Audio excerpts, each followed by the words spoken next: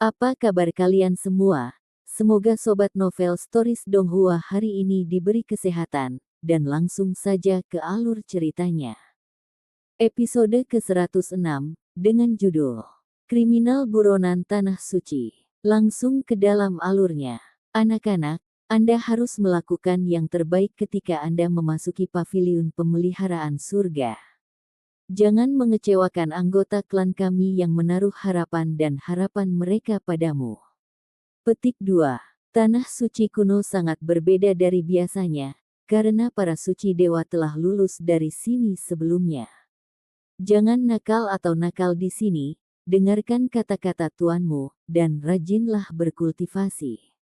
Petik 2. Kelompok tetua dari beberapa suku besar memperingatkan dan memohon kepada anak-anak klan mereka berulang kali. Para tetua ingin anak-anak belajar dengan kemampuan terbaik mereka sehingga mereka akan mendapatkan keterampilan untuk mempertahankan klan mereka di masa depan. Mata dari 3.000 anak sudah merah seperti yang diikuti di samping tetua klan mereka. Saat mereka mendengarkan instruksi, mereka terus-menerus menyeka air mata mereka, karena mereka akan berpisah. Mereka tidak tahu kapan mereka akan bersatu kembali, dan mungkin saat itu, banyak tetua sudah meninggal. Tetua klan, hati-hati. Mereka semua adalah murid luar biasa yang dipilih dari dalam klan mereka berdasarkan bakat luar biasa mereka.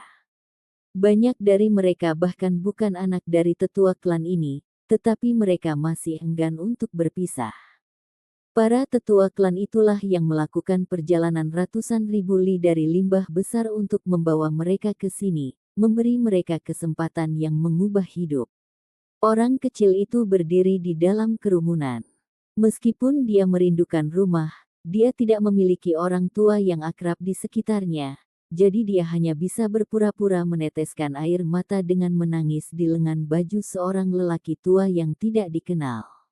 Dari keluarga mana anak ini berasal? Tetua itu curiga. Dia tidak ingat anak ini berada di klannya, tapi dia tidak terlalu peduli. Semua anak menangis sekarang, mungkin dia menarik orang yang salah. Nak, berhentilah menangis. Berkultivasi dengan baik. Penatua menghiburnya. Terima kasih kakek. Aku tahu. Ketika si kecil melihat ada lebih sedikit anak yang menangis, dia segera berhenti. Tidak ada satu air mata pun di wajahnya saat dia berbalik dan pergi, sekali lagi membuat kagum sang tetua. Akhirnya, gerbang gunung yang besar akhirnya sedikit tenang. Semua tetua yang berasal dari suku besar mundur, sambil membawa hampir 90.000 pemuda yang belum lulus persidangan kembali bersama mereka. Hanya 3.000 orang yang tinggal di tempat itu. Penatua yang duduk bersila di atas batu kapur besar di depan gerbang gunung mengalami sakit kepala yang sangat parah. Selama tahun-tahun sebelumnya, mereka hanya menerima beberapa ratus murid. Terlalu banyak kali ini. Bagaimana mereka merencanakan untuk lebih dari 3.000 orang? Ini adalah masalah yang menyebabkan banyak sakit kepala. Xiong Fei, Zuo Yun dan tetua lainnya menjuntai ke bawah saat mereka meletakkan api yang luar biasa di dalam hati mereka. Kali ini mereka benar-benar kacau. Mereka merasa malu dan tidak bisa menunjukkan wajah mereka kepada senior mereka di dekat gerbang gunung. Baiklah, pimpin mereka masuk. Ini hanya sedikit lebih merepotkan. Setiap orang hanya perlu mengajar beberapa murid tambahan. Tetua itu duduk di sana. Di antara matanya, orang-orang dapat melihat pemandangan dunia yang sangat mencengangkan. Gerbang gunung sangat besar. Itu dibangun dengan 2 gunung berbatu yang tinggi dan megah. Banyak penatua dari paviliun penjaga surga muncul untuk memimpin anak-anak masuk untuk memberi penghormatan kepada guru mereka.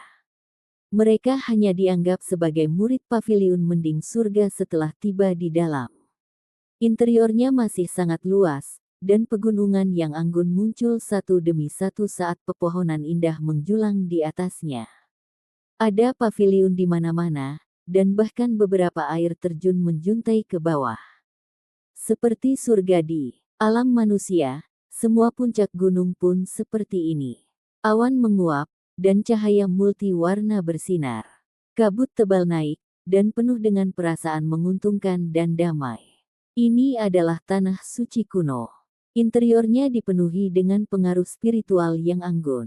Ada banyak pepohonan yang rimbun dan indah di puncak serta banyak kolam spiritual dan air terjun, dan bahkan beberapa burung dan hewan yang menguntungkan. Itu benar-benar dunia yang sepertinya keluar dari legenda. Tempat ini benar-benar istimewa.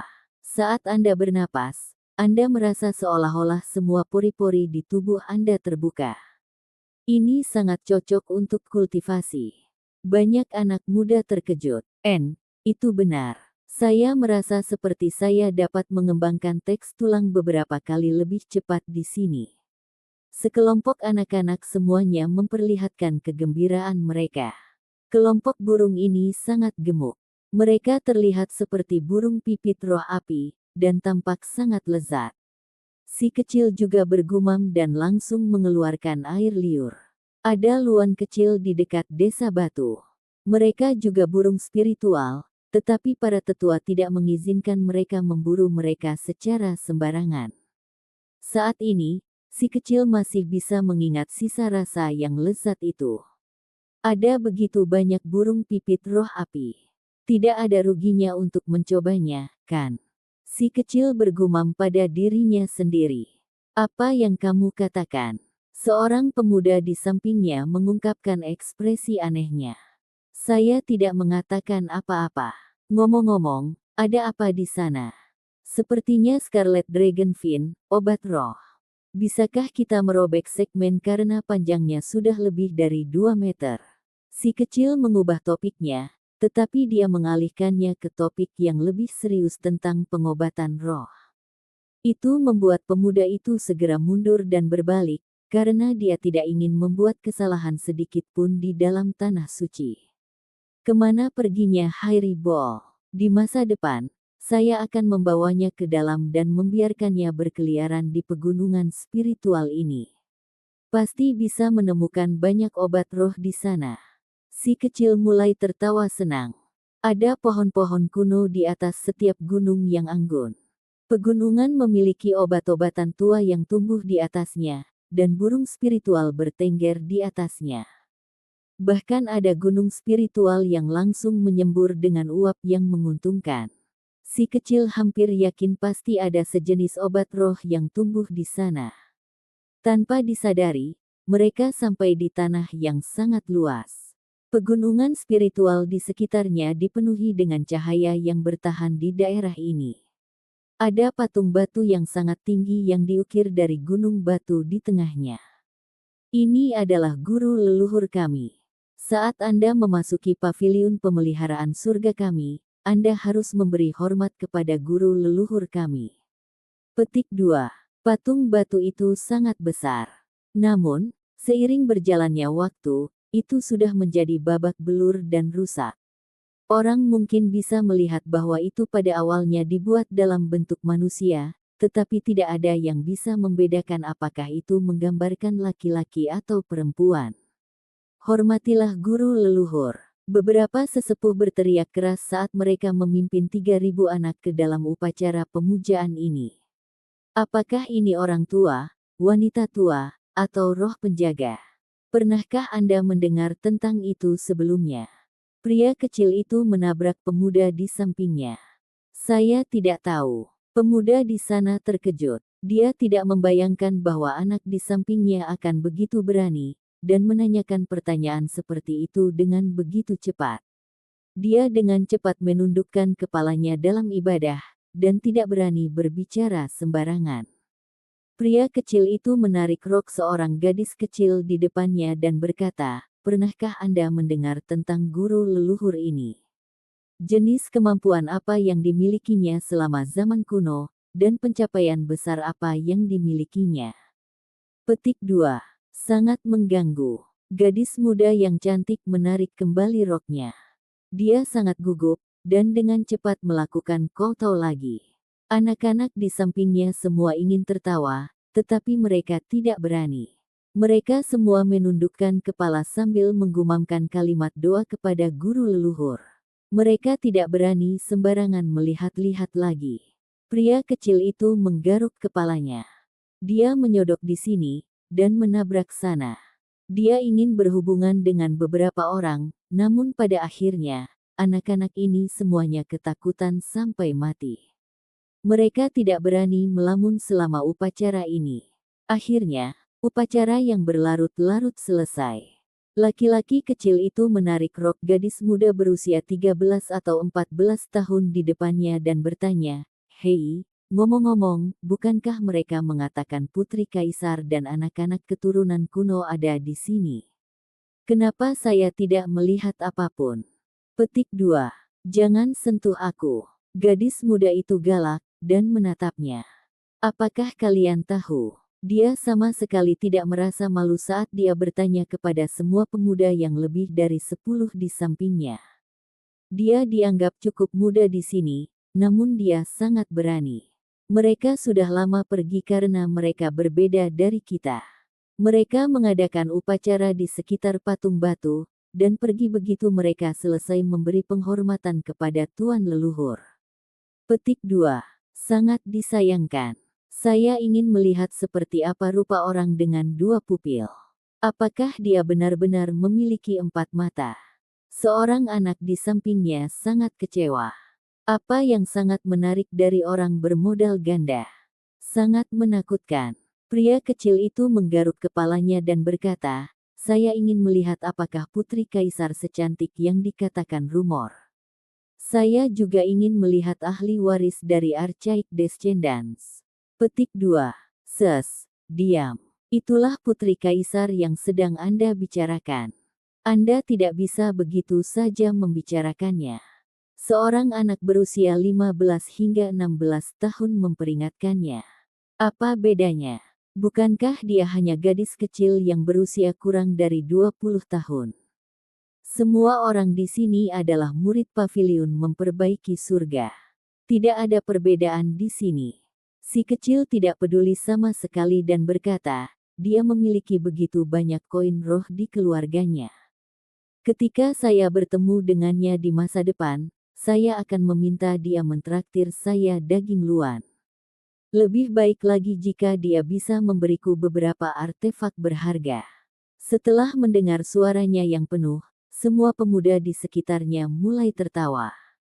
Si kecil terlalu longgar dengan kata-katanya, jadi dia mudah disukai. Segera setelah itu, dia menjalin hubungan yang baik dengan semua orang. "Kamu di sana, cepat. Aku akan mengajak kalian untuk bertemu tuanmu. Lebih serius, berhenti main-main." Tepat pada saat ini, suara yang jelas terdengar. Seorang gadis cantik berusia sekitar 18 atau 19 tahun berjalan melewatinya, dan menunjuk ke arah mereka. "Adik yang cantik, bisakah kamu menjadi tuanku?" Si kecil cekikikan karena dia telah mengubah penampilannya, jadi wajahnya yang seperti apel tampak sangat gemuk. "Si gendut kecil ini, kamu bahkan berani bersikap bebas dengan kakak perempuanmu." Gadis berpakaian putih itu berjalan mendekat, dan mencubit wajahnya yang gemuk. "Saya tidak gemuk, saya berkembang dengan baik. Seperti tubuh langsing kakak perempuan, keduanya adalah simbol kecantikan." Pria kecil itu meringis kesakitan, dan meraih tangan ramping seperti giok itu untuk menghentikannya mencubitnya. Wanita muda itu tercengang. Ini adalah pertama kalinya dia bertemu dengan anak yang begitu nakal. Semua orang masih memikirkan keluarga dan orang tua mereka. Bocah ini benar-benar baik-baik saja seperti ikan di air. Sedikit gemuk, aku peringatkan. Anda tidak diizinkan untuk menyesatkan orang-orang di sekitar Anda. Cepat dan pilih majikanmu. Wanita muda itu mencubit pipinya yang montok lagi sebelum akhirnya melepaskannya. Tiba-tiba, bulu putih bersih terbang dari kejauhan. Panjangnya beberapa meter dengan 2 murid berdiri di atasnya. Ada seorang murid laki-laki dan perempuan yang dengan cepat pergi untuk melaporkan beberapa hal kepada beberapa tetua. "Apa?" Sebagian besar tetua terkejut, dan mereka mulai bergumam. Jelas mereka sedang mendiskusikan sesuatu yang penting. Segera setelah itu, Tetua Xiong Fei berdiri dan berkata, "Bawa ke sini." Semua orang kagum, dan mereka tidak tahu apa yang terjadi. Segera setelah itu, selembar kulit binatang yang berkedip dengan simbol melayang kira-kira 1 meter dari tanah saat itu dengan cepat bergegas. Beberapa ahli duduk di atasnya. Di masa depan, ada juga sebuah batu besar. Apa itu? Mungkinkah itu batu yang tidak biasa, roh penjaga? Beberapa anak muda semuanya penasaran. "Jangan memilih tuanmu dulu. Kalian semua kembali," kata Tetua Xiong Fei. Tiba-tiba, semua anak yang semula digiring berhenti bergerak, dan kembali ke depan patung batu induk leluhur sekali lagi. Para tetua itu kehilangan semua ekspresi mereka satu demi satu. Xiong Fei dan Zhou Yun khususnya memiliki wajah yang lebih gelap. Tidak peduli bagaimana Anda melihatnya, suasana hati mereka buruk. Kulit pria kecil itu aneh, dan dia tidak mengatakan apa-apa lagi. Dia secara mengejutkan menjadi pendiam saat dia berdiri bersama dengan pemuda lainnya. "Biarkan mereka melihat," sesepuh Zhou Yun memerintahkan. Batu besar itu diangkat ke platform yang tinggi, dan sisi yang menghadap semua orang memiliki beberapa kata yang diukir di atasnya. "Heaven Warping Martial God, adil, terbuka, dan terhormat." Pemuda di bawah segera menjadi gempar. Mereka adalah tokoh terkenal di dalam klan mereka, dan mereka semua berusia antara 13 hingga 14 tahun. Semuanya sebelumnya telah memasuki alam Void God, oleh karena itu, mereka secara alami akrab dengan dua baris ini. "Susu bayi." Itu adalah pesan yang ditinggalkan oleh anak aneh itu. Bahkan tulisan tangannya persis sama. "Jangan katakan padaku bahwa dia benar-benar memasuki paviliun pemeliharaan surga." Petik 2. Tidak mungkin. Bukankah bocah jahat itu lolos? Mungkinkah dia masih menjadi murid pada akhirnya? Petik 2. 3.000 lebih individu semuanya berteriak ketakutan. Penatua Zhou Yun menyuruh orang-orang membalikkan batu, dan membelakangi semua orang. Baris kata lain muncul, palu di tangan, penguasa tanah. Semua orang tercengang. Mereka tidak bisa menahan tawa mereka, dan mulai berdiskusi di antara mereka sendiri. Hanya seorang pemuda berjubah perak yang mengepalkan tinjunya sebelum buru-buru menutupi dahinya.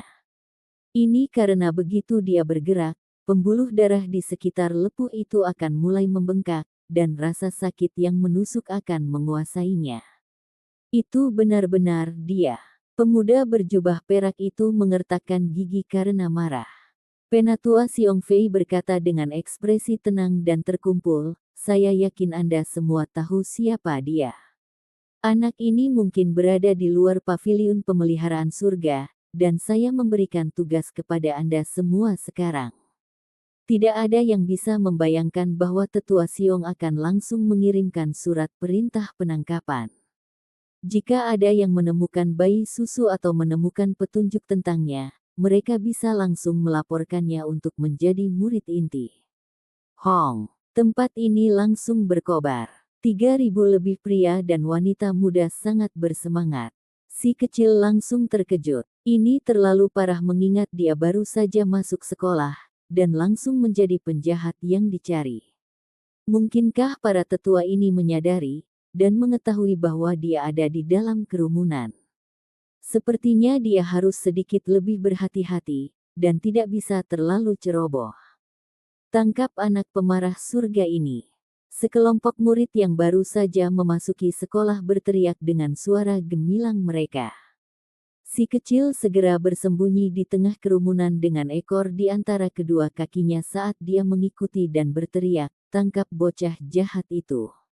"Baiklah, pilihlah gurumu." Para tetua melambaikan tangan mereka. Pria kecil itu mendekati orang-orang yang baru saja dia kenal, dan dia mengikuti wanita muda berpakaian putih itu untuk memilih seorang guru. Pada akhirnya, mereka berjalan berputar-putar karena setiap tempat terisi penuh. Alasan utamanya adalah karena terlalu banyak orang tahun ini. "Baik, Zhou Yun dan saya akan menjaga anak-anak ini." Penatua Xiong Fei berjalan mendekat. Ah, si kecil terperangah. Dia membuat marah kedua tetua ini sampai-sampai mereka hampir meludahkan darah. Jika dia belajar di bawah mereka sekarang, bagaimana mungkin dia bisa bersenang-senang di masa depan? Wanita muda berpakaian putih itu diam-diam mencubit pipi montok kecilnya dan dengan marah berkata, "Jangan melakukan sesuatu yang aneh. Anggaplah sebagai berkat bahwa kedua penatua ini akan mengajar Anda. Kalian harus mengerti bahwa keduanya adalah senior yang penting. Mereka mengganggu hierarki dengan melakukan ini." Petik 2. Mata kelompok laki-laki dan perempuan muda ini langsung bersinar. Si kecil harus mengerahkan pipinya dan melebarkan matanya juga untuk melakukan upaya terbaiknya dalam mencoba menunjukkan ekspresi kagum dan gembira. Pada kenyataannya, hatinya praktis khawatir sampai mati. Pada kenyataannya, Xiong Fei dan Zhuo Yun tidak berdaya. Hal macam apa ini di mana mereka harus mengajar 100 murid di antara mereka berdua? Bisakah mereka benar-benar mengajar mereka bergandengan tangan seperti ini? Mereka tidak punya pilihan karena melakukan kesalahan besar kali ini, jadi mereka hanya bisa mengambil inisiatif untuk membereskan kekacauan itu. "Pergi, aku akan membawa kalian ke tempat tinggalmu." Wanita muda berpakaian putih memimpin lebih dari 100 murid baru dan berjalan menuju wilayah pegunungan. Selama ini, dia terus menjelaskan aturan kepada mereka. Dia bahkan dengan serius memperingatkan bahwa mereka sama sekali tidak diizinkan untuk pergi ke tempat peristirahatan roh penjaga paviliun perbaikan surga, dan tidak diizinkan untuk mengganggunya. Ini adalah gunung berbatu. Lebih dari 3.000 murid baru semuanya tinggal di sini. Ada banyak ruangan di sini dengan banyak hutan bambu lebat mengelilinginya. Lingkungan di sini cukup bagus. Yang membuat si kecil bahagia adalah bahwa selama beberapa hari, kedua tetua ini hanya menunjukkan wajah mereka satu kali. Selain itu, mereka pergi begitu mereka menyelesaikan penjelasan mereka tentang teks tulang. Kehidupan bahagia dimulai sekarang. Kenapa Harry Ball masih belum masuk? Pria kecil itu mengedipkan matanya yang berbinar. Setelah beberapa hari, dia masih belum melihat Harry Ball, tetapi secara tidak sengaja melihat King Feng sekali. Dia segera mengerutkan alisnya di tempat karena King Feng terluka dengan memar di tubuhnya. Si kecil tidak mendekat, tapi diam-diam dia mengepalkan tinjunya. Siapa yang melakukan ini? Setelah hanya beberapa hari, mereka benar-benar menindas King Feng. Apakah karena budidayanya relatif rendah? Si kecil mengerutkan kening, tetapi dia tidak bertindak tanpa berpikir. Bagaimanapun, tinggal di dalam paviliun pemeliharaan surga berbeda dari gurun besar. Jika dia secara tidak sengaja membuat beberapa kesalahan, itu mungkin menyebabkan masalah besar. Dia harus berhati-hati dan bijaksana. Hanya, tidak mungkin dia akan mengabaikan ini, karena King Feng seperti saudara laki-laki baginya.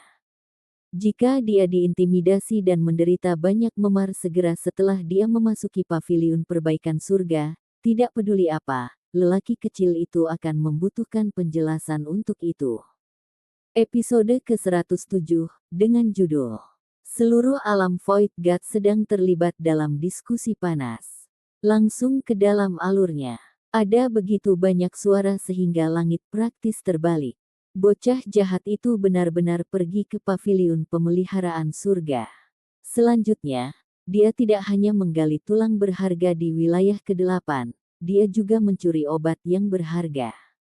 Dia bahkan meninggalkan beberapa tulisan di sebuah batu besar di medan perang kedua, dan tindakannya menimbulkan kontroversi besar. Anak ini benar-benar menentang surga. Dia benar-benar memprovokasi krisis seperti itu di tanah suci kuno. Para tetua yang menyedihkan Xiong Fei dan Zhuo Yun hampir memuntahkan darah. Gaya bayi ini tidak berubah dari dulu. Dia masih belum berhenti melakukan hal-hal yang keterlaluan seperti menggali tulang atau mencuri obat. Dia bahkan lebih ahli sekarang. Petik 2.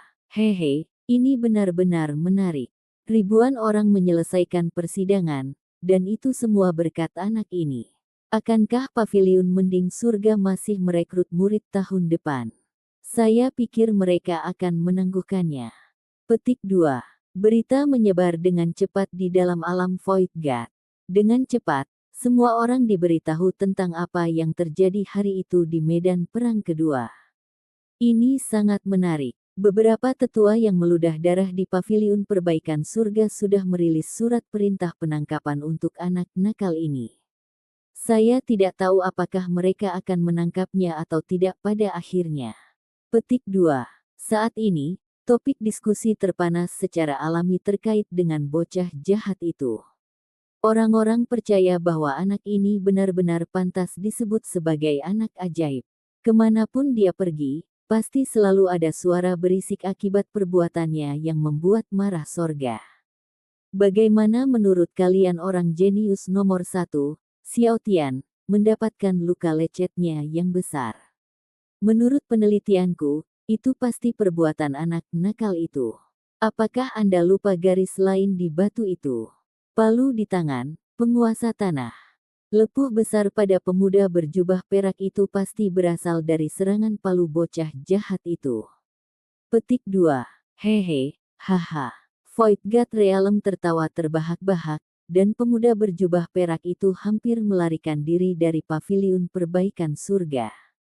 Gunung-gunung ini sangat tinggi, tetapi banyak udara yang menguntungkan tetap ada di sekitarnya.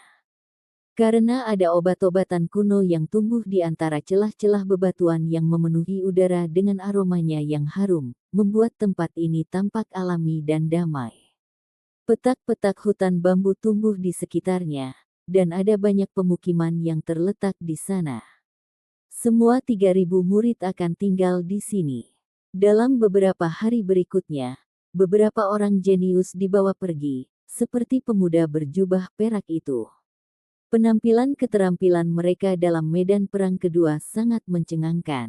Segera setelah itu, si kecil mengetahui bahwa dia tidak memiliki banyak kebebasan di tempat ini. Dia menemukan bahwa dia sebenarnya harus melakukan beberapa pekerjaan manual, seperti mengairi ladang obat dengan mata air atau mengekstraksi logam halus yang langka. Saya datang ke sini untuk berkultivasi. Kedua lelaki tua itu hanya menunjukkan wajah mereka setiap beberapa hari sekali, dan mereka hanya menyampaikan hal-hal yang sudah saya pahami. Buang-buang waktu saja di sini. Orang kecil itu tidak puas.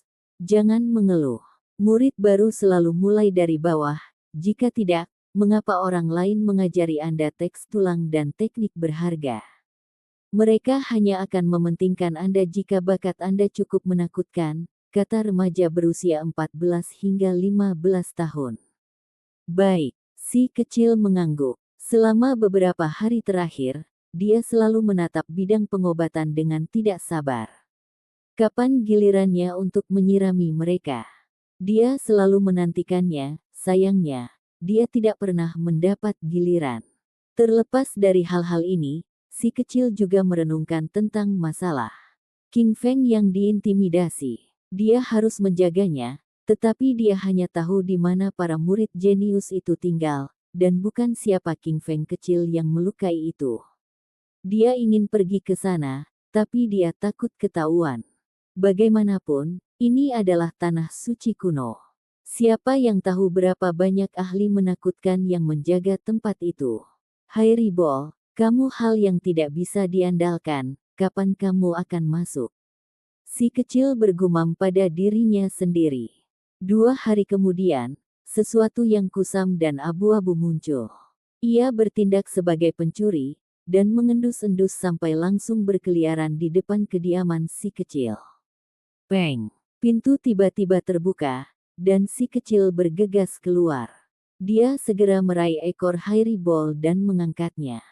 Zizi, protes Hairibol, dan dengan marah berteriak. Kenapa kamu baru saja sampai di sini? Kamu mau pergi kemana? Wah, cakar kecilmu memiliki bau obat roh pada mereka. Berapa banyak yang sudah kamu ambil? Si kecil segera menemukan jawaban atas pertanyaannya. Hairibol pemalu dan malu. Pada akhirnya, dia hanya mengulurkan cakar kecil, lalu dengan marah mulai berteriak lagi. Dia menemukan bahwa di dalam pegunungan spiritual yang memancar dengan udara yang kaya ini, ada lebih dari satu jenis obat roh. Setelah berkeliaran selama beberapa hari, itu hanya bisa mendapatkan satu setelah menghadapi banyak bahaya. Hanya bisa memakan satu batang tanaman spiritual saat berada di gunung yang dipenuhi dengan harta itu adalah sedikit aib bagi Hairibol. Oleh karena itu terus-menerus diperburuk. Orang kecil itu menggosok dan mencubitnya, dan berkata, "Kamu bahkan melupakanku setelah mengumpulkan obat roh. Apakah Anda sengaja menyembunyikannya, dan diam-diam memakannya di samping?" Petik 2. Hairibol membuat gerakan dengan satu cakar kecil, dan berteriak dengan suara zizi. Itu meremehkan si kecil, karena bahkan Zuyan kecil ini mendengar tentang hal-hal aneh yang terjadi di wilayah ke-8 dan medan perang kedua. Setelah dihina oleh monyet seukuran kepalan tangan, si kecil secara alami harus memperbaikinya dengan mencubit dan menggosoknya. Akhirnya dengan ekspresi serius, dia berkata, "King Feng diganggu oleh seseorang. Pergi ke sana dan tanya dia tentang apa yang terjadi." Petik 2. Setelah topik serius diangkat, mata besar Hairibol berputar. Itu tidak menurun, dan dengan cepat menghilang. Daerah ini dikelilingi oleh puncak hijau dan lembah biru, dan itu adalah tempat spiritual dengan kabut tebal yang muncul.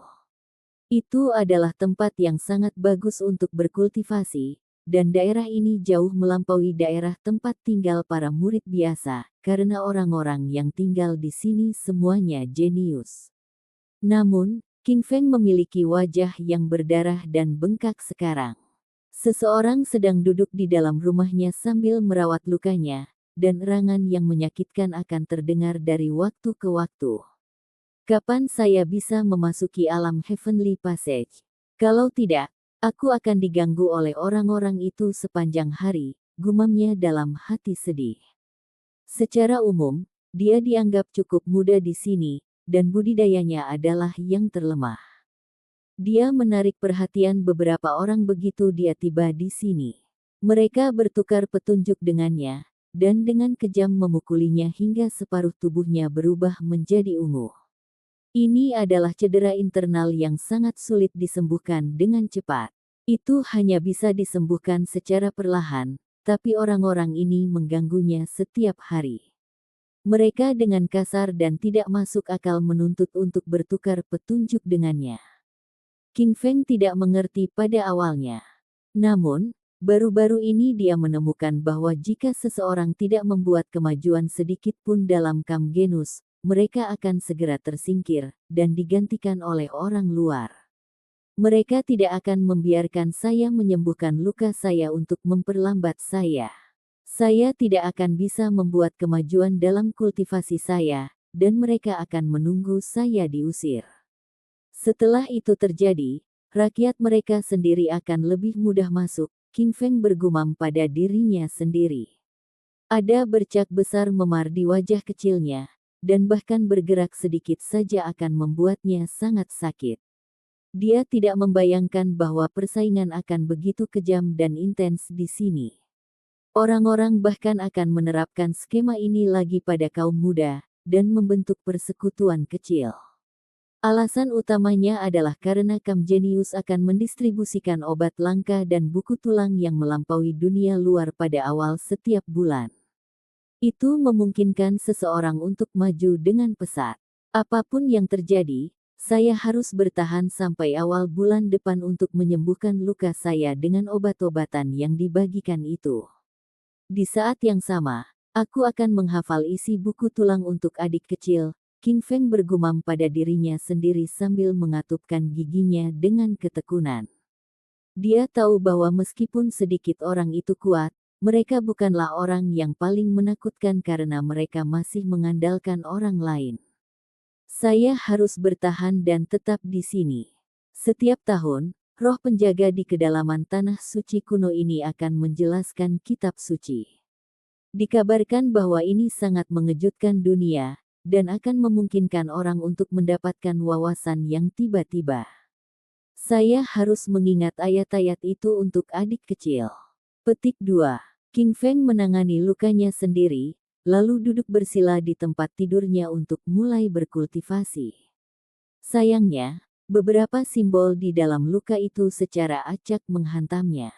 Mereka ditinggalkan oleh para pemuda itu, dan cukup sulit untuk menyingkirkan mereka sepenuhnya. Itu sangat merugikan kultivasinya. Jika kakak kecil ada di sini, dia pasti bisa menindas mereka dengan mengangkat tangannya. Namun, saya tidak bisa mengandalkan saudara kecil untuk semuanya. Saya harus berusaha sekuat tenaga juga. Jika saya berkultivasi selama mereka melakukannya, saya tidak akan kalah. King Feng menyemangati dirinya sendiri. Di luar jendela, seekor benda kecil menjulurkan kepalanya untuk melihat sekeliling, lalu menyelinap ke dalam. Bola berbulu. King Feng sangat terkejut. Beberapa hari ini sangat sepi baginya. Setelah diintimidasi oleh orang-orang itu, dia mengenang kehangatan desa batu. Dia hampir robek setelah hanya beberapa hari tanpa melihat Hairibol.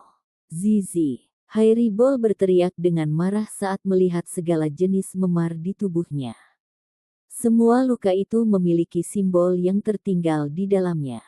Tiba-tiba, King Feng tidak bisa duduk diam lagi dan memeluk King Feng, karena mereka telah bersama cukup lama, dan mengembangkan hubungan yang baik. Tidak apa. Saya tidak terluka, King Feng menghiburnya. Zizi. Hairibol tidak peduli dan berteriak tanpa henti. Artinya adalah ingin balas dendam. Jangan pergi. Jika mereka menemukan Anda, kemungkinan besar Anda tidak akan bisa melarikan diri. Orang-orang itu sangat sulit untuk dihadapi. King Feng menenangkannya. Hairibol menjadi tenang, lalu menggaruk kepalanya sebentar.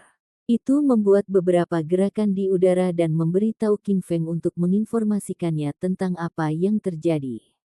Kemudian ia akan memberitahu si kecil, dan ketika saatnya tiba, dia akan membereskan orang-orang itu. Saya sangat senang bahwa saudara kecil besar memasuki paviliun perbaikan surga, tetapi saya tidak ingin mengganggunya untuk segalanya.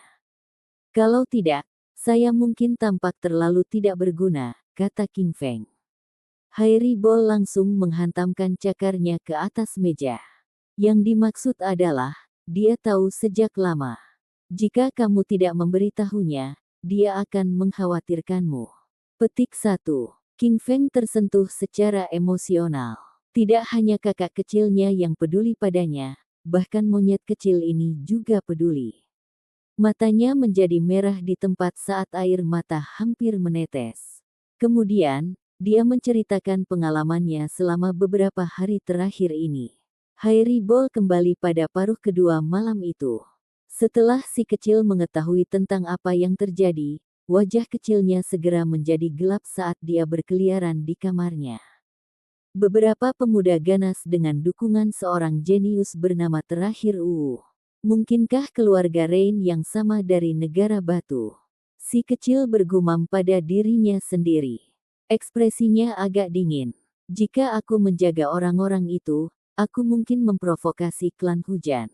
Pada akhirnya, apakah ini akan melibatkan Si Yi juga? Meskipun ini adalah masalah kecil, si kecil masih mempertimbangkan pilihannya. Hairibol melambaikan cakar kecilnya di sampingnya. Itu membuat beberapa gerakan yang sangat kasar. Si kecil tertawa dan berkata, "Bola berbulu, kamu harus ingat bahwa kamu tidak bisa langsung menyerang dan mulai memukuli atau membunuh orang. Hanya orang barbar yang melakukan hal itu."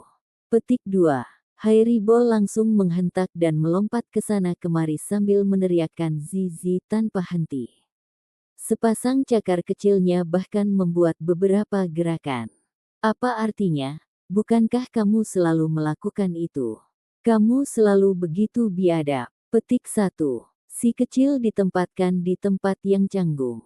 Kemudian dia menggaruk kepalanya dan berkata, "Itu tergantung situasinya, dan siapa kamu lagi." Secara alami, Anda perlu menjadi tidak beradab dan kejam di gurun besar. Hairibol mengerutkan bibirnya untuk menunjukkan rasa jijiknya. Biarkan aku berpikir sebentar.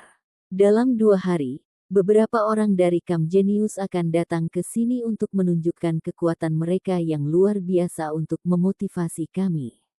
Saya hanya akan mengurus mereka saat itu, kata si kecil. Dia telah menerima kabar sejak lama bahwa pada hari itu, tidak ada guru yang datang untuk mengajari mereka teks tulang, dan mereka juga tidak perlu bekerja keras. Mereka hanya harus menunggu di sini untuk kedatangan para jenius itu. Ini terutama karena ada banyak pemuda yang tidak puas akhir-akhir ini, dan merasa perlu motivasi untuk kultivasi mereka dari waktu ke waktu.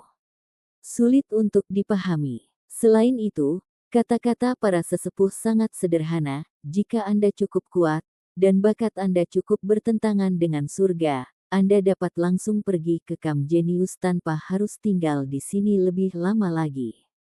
Alasan para jenius itu akan datang secara alami untuk menunjukkan perbedaan di antara mereka untuk menghindari keluhan lebih lanjut. Dalam sekejap mata, 2 hari telah berlalu. Sekelompok jenius muncul di antara pegunungan dan bergegas. Kelompok orang ini semuanya bersinar dengan kesehatan dan kekuatan. Semuanya luar biasa, dan mereka semua adalah elit yang membedakan diri mereka dalam klan besar mereka.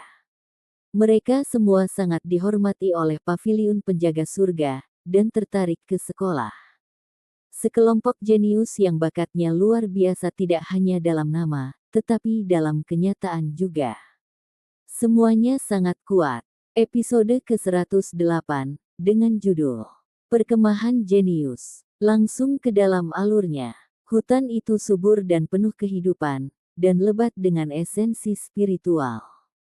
Obat-obatan kuno berakar di dalam celah-celah batu gunung, dan daerah ini sangat menguntungkan dan damai. Ini adalah pintu masuk ke kediaman para murid. Namun, kelompok jenius yang datang ini tidak bisa membantu tetapi mengerutkan kening.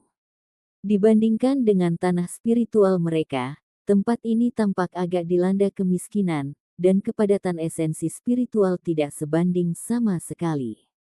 Khususnya sebidang tanah ini kosong, dan tidak ada pohon bagus yang tumbuh sama sekali. Itu tidak memiliki uap yang menguntungkan, dan wilayah tempat tinggal mereka jauh melampaui area ini.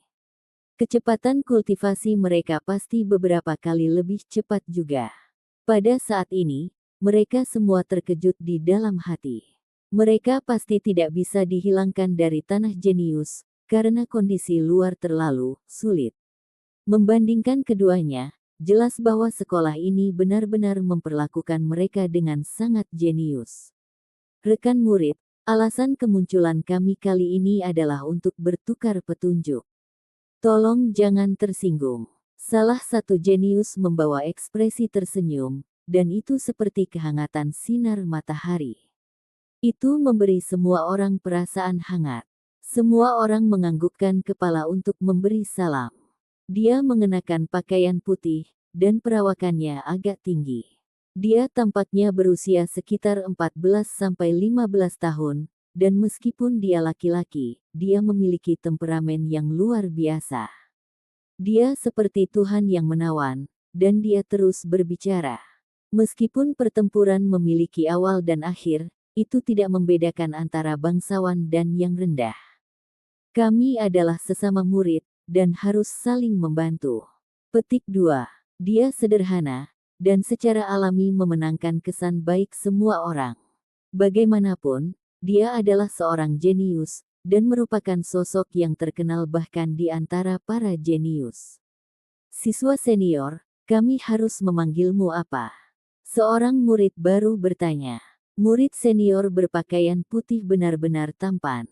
Banyak wanita mulai mengembangkan kemegahan luar biasa di matanya saat mereka menatap ke depan.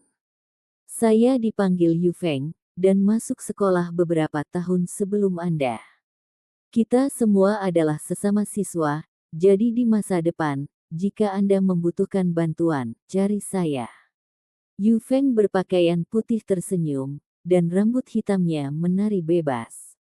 Tatapannya mengandung cahaya terang, giginya sangat putih, dan temperamennya sangat luar biasa. Dia adalah Yu Feng. Beberapa orang berteriak karena terkejut. Dalam beberapa hari terakhir ini, sejumlah besar murid baru telah memahami beberapa hal. Ada beberapa individu tangguh di antara siswa yang beberapa tahun lebih tua dari mereka, dan mereka akrab dengan sebagian besar dari mereka. Yu Feng jelas seorang ahli yang kuat, dan dia memiliki reputasi yang terkenal. Meskipun dia hanya berduel dengan orang lain beberapa kali, orang-orang yang kalah menyedihkan darinya adalah ahli tingkat jenius, dan mereka semua sangat kuat. Dalam generasi muridnya, tidak banyak yang bisa menekannya. Selain itu, dia juga memiliki seorang saudara perempuan, dan namanya adalah Yulin. Dia lembut dan cantik seperti bunga, dan sangat cantik. Dia adalah wanita muda yang berbakat secara alami, dan namanya terkenal. Yu Feng berpakaian putih, lahir alami dengan penampilan menawan.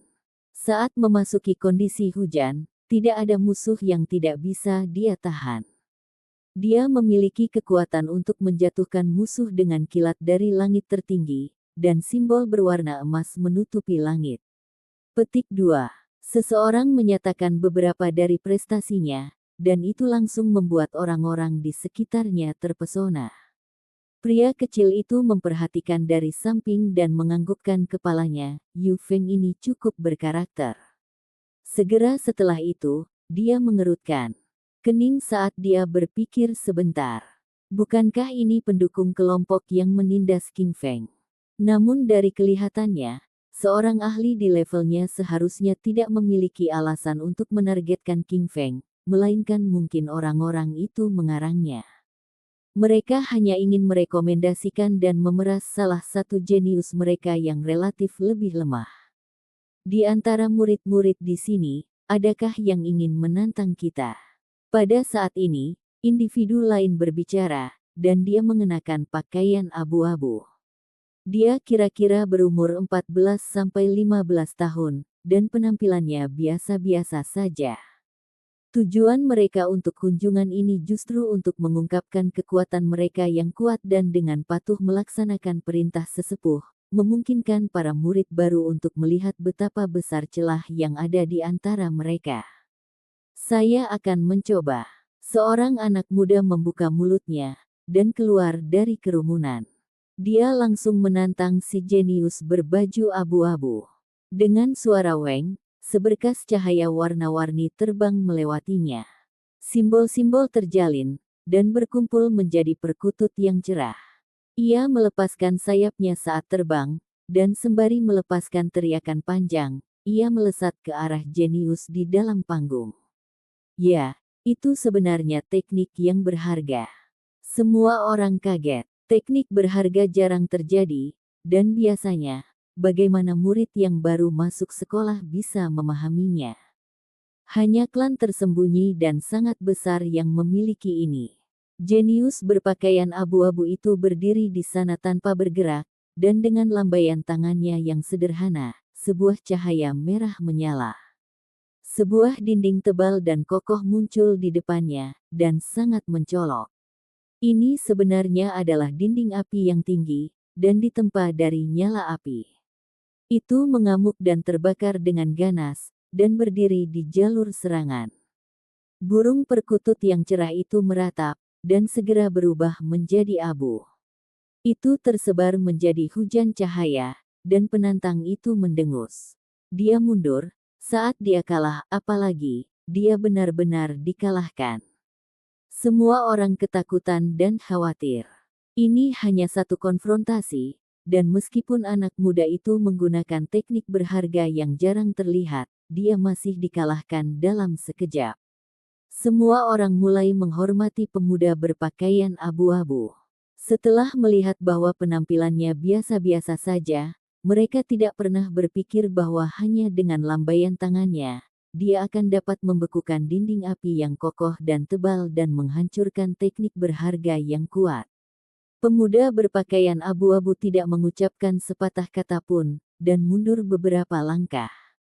Ini adalah seorang jenius. Mereka bisa menunjukkan kekuatan yang kuat hanya dengan tindakan sederhana untuk mengalahkan murid baru yang kuat. Tak lama setelah itu, individu lain keluar dari kamp jenius, dan dia agak tinggi. Tingginya setidaknya 2 meter, dan fisiknya sangat kuat. Rambut hitam berkibar di sekitar kepalanya, dan gelombang energi yang terlihat dipancarkan. Saya telah berada di sekolah ini selama 4 tahun, dan telah tiba cukup lama sebelum kalian. Selain itu, saya sudah 18 tahun ini, jadi jika Anda merasa tidak adil bagi saya untuk bergerak, maka lebih baik kalian menyerang saya. Saya tidak akan membalas. Saat dia berbicara, energinya mencukupi, dan seolah-olah ada bel besar yang berbunyi, mengguncang orang sampai telinga mereka mengeluarkan suara weng-weng. Ini sebenarnya diperbolehkan. Langsung saja, cukup banyak orang yang ingin mencobanya. Akhirnya, seorang anak muda keluar, dan dengan teriakan nyaring, simbol mulai terjalin di telapak tangannya. Itu dibentuk menjadi tombak, dan itu sepenuhnya ditempa dari simbol. Dia memancarkan aura bertarungnya, dan itu agak menakutkan. Semua orang merasakan hati mereka bergetar. Bahkan orang-orang di dalam kamp jenius terkejut, karena dalam kelompok murid biasa ini, sebenarnya ada orang yang begitu tangguh. Itu benar-benar tidak terduga, dan mungkin saja dia tidak jauh lebih lemah daripada orang-orang dalam kelompok mereka. Buka! Pemuda itu berteriak, dan tombak itu menusuk seperti sambaran petir. Semua kekuatan dikumpulkan pada satu titik, dan dengan suara kengkiang, itu mengeluarkan suara logam asli. Itu sangat menakutkan, dan ditembakkan ke arah jenius yang tinggi dan tegap. Semua orang merasakan hati mereka bergetar. Jika tombak ini diarahkan ke tubuh mereka sendiri, apakah mereka berani langsung melawannya? Bahkan beberapa dari jenius merasa cemas, dan beberapa merasa takut. Namun, jenius tinggi itu berdiri di sana tanpa bergerak sedikit pun, dan hanya lapisan cahaya keemasan yang menyelimuti tubuhnya. Itu berubah menjadi pusaran kecil berwarna emas, dan berputar di sekitar permukaan tubuhnya. Ada jumlah simbol yang tidak ada habisnya, dan agak tidak normal. Ketika ujung tombak itu melesat dan mendekati permukaan tubuhnya, pusaran berwarna emas itu mulai berputar lebih keras lagi. Dengan suara kaca, tombak itu menembus ke tengah, dan secara tak terduga langsung hancur, berubah menjadi hujan cahaya. Semuanya menghirup udara dingin. Jenis teknik perlindungan tubuh apa ini? Penghilangan yang begitu mendominasi dan kuat, itu benar-benar menyebabkan orang-orang berseru kagum. Tanpa ragu, penantang itu dikalahkan. Murid senior, jenis teknik apa itu? Mata si kecil memancarkan cahaya, dan dia berteriak sambil bersembunyi di antara kerumunan. Ini disebut teknik Golden Spiral Ripple, dan muncul dari serangkaian simbol yang berasal dari tubuh Peng bersayap emas, kata jenius tinggi dengan jujur. Sangat kuat. Akankah kita bisa mempelajarinya? Banyak dari murid baru semuanya mengungkapkan ekspresi harapan. Jika kalian bisa memasuki Secret Treasury Pavilion, maka ada banyak buku tulang yang bisa dipilih dari dalam sana. Pada saat itu, saya menemukan sepotong tulang emas yang berlumpur dan abu tertutup di suatu sudut, dan saya mempelajarinya dari potongan tulang itu. Sayang sekali saya hanya dapat menemukan satu teks. Dia tidak menyembunyikan kebenaran sama sekali. Meskipun metode sekolah tidak sebanding dengan simbol yang berasal dari garis keturunan Peng sayap emas, itu masih sangat mencengangkan. Jika mereka dapat menemukan teks tindak lanjut di dalam paviliun perbendaharaan suci, maka itu pasti akan sangat menakutkan.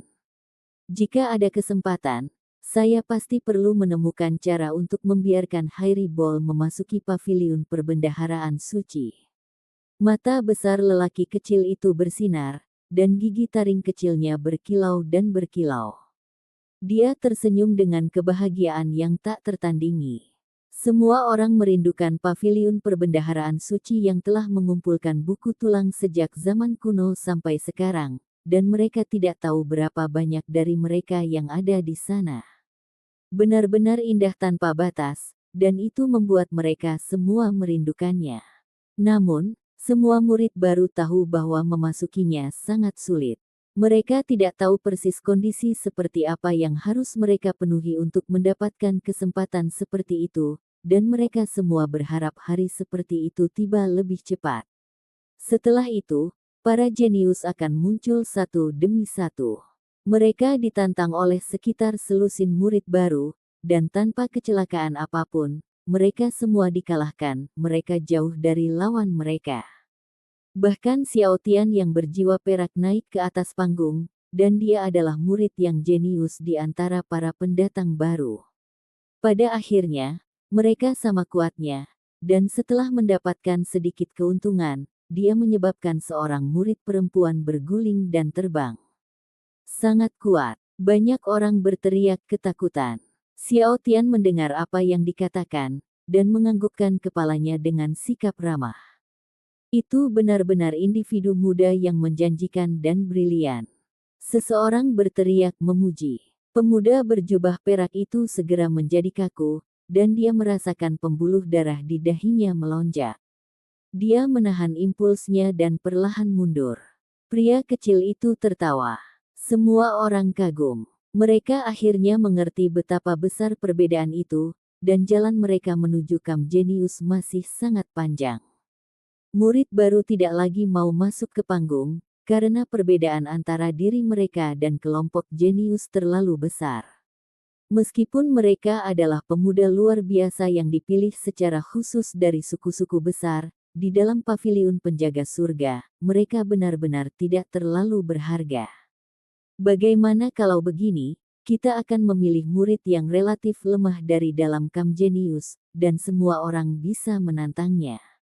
Seorang pemuda membuka mulutnya, dan berusia kira-kira 11 atau 12 tahun. Dia mengenakan satu set pakaian biru, dan alisnya yang tebal serta matanya yang besar memancarkan aura yang menakutkan. Orang bisa tahu bahwa dia adalah individu yang kuat hanya dengan sekali pandang. Dia membawa ekspresi mengejek di wajahnya, dan memberi isyarat agar seseorang keluar dari dalam Kam Jenius, menunjukkan kepadanya untuk datang. Si kecil segera mengangkat alisnya, dan pupil matanya menjadi dingin saat memancarkan sinar cahaya yang menakutkan. Senior Zhou, tubuh saya terluka, jadi saya tidak bisa keluar sekarang. Hati King Feng bergetar, dan dia sangat lemah. Di tubuhnya banyak luka dan memar. Zhou Yuhao tertawa, dan berkata, murid, jangan terlalu rendah hati. Hanya dengan bertukar petunjuk dengan orang lain Anda dapat meningkatkan. Petik 2. Tubuhnya sangat kokoh, dan kulitnya berwarna perunggu. Simbol melintas di matanya, dan meskipun dia tertawa, dia memberi orang lain perasaan hangat. Namun, ketika dia berjalan, dia meraih lengan King Feng, dan dengan kekuatan seperti penjepit besi, dia segera membuat King Feng merasa seolah-olah tulangnya terbelah.